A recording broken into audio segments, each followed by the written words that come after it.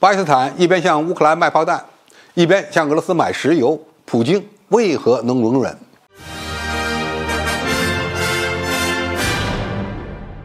观众朋友，大家好，我是费天少。据巴基斯坦《黎明报》报道，巴基斯坦石油部长穆萨迪克·马利克透露，已经与俄罗斯方面达成石油采购协议，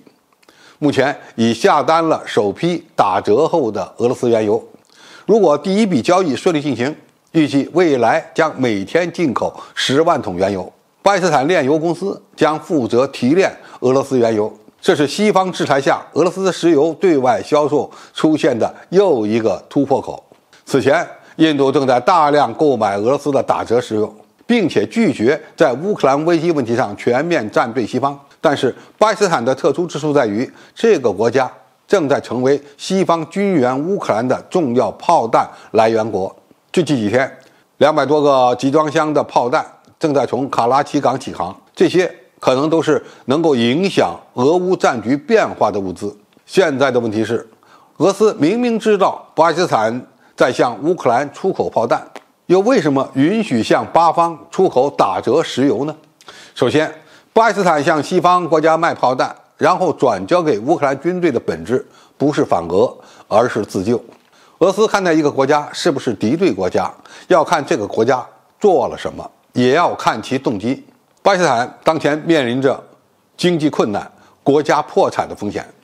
向西方国家出口炮弹的本质是为了活着，这是一个国家最基本的诉求。我们可以想象一下，如果巴基斯坦没有经济危机，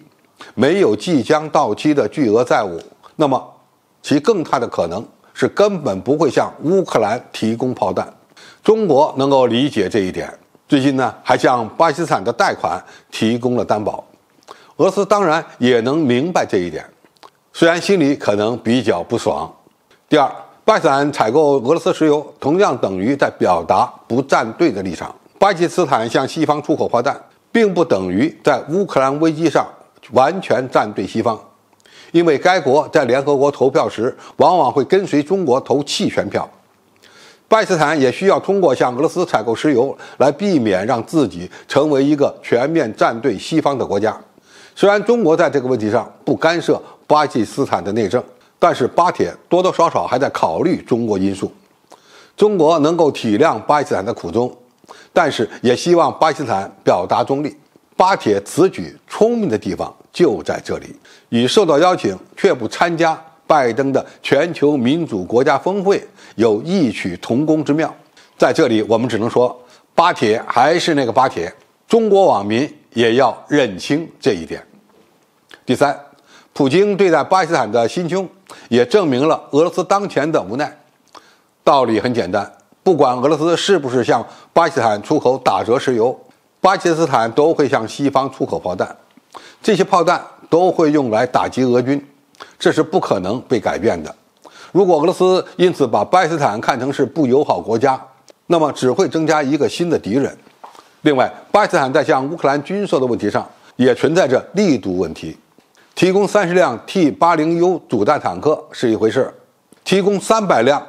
就又是一回事了，因为300辆坦克对战局的影响要相对大一些。俄罗斯此举也是帮助巴基斯坦平衡得失，避免在支持乌克兰军队的问题上走得太远。我们也可以这么理解，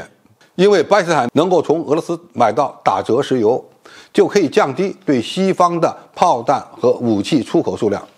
这对俄罗斯来说也是一种更好的结果。而且俄罗斯增加石油出口，同样对俄军在前线的作战有正面的帮助，也不失为对巴基斯坦出口武器的另一种补救措施。巴基斯坦与俄罗斯关系的复杂变化，再一次证明了国际关系从来就不是二极管，不是只有敌对和友好这两种关系，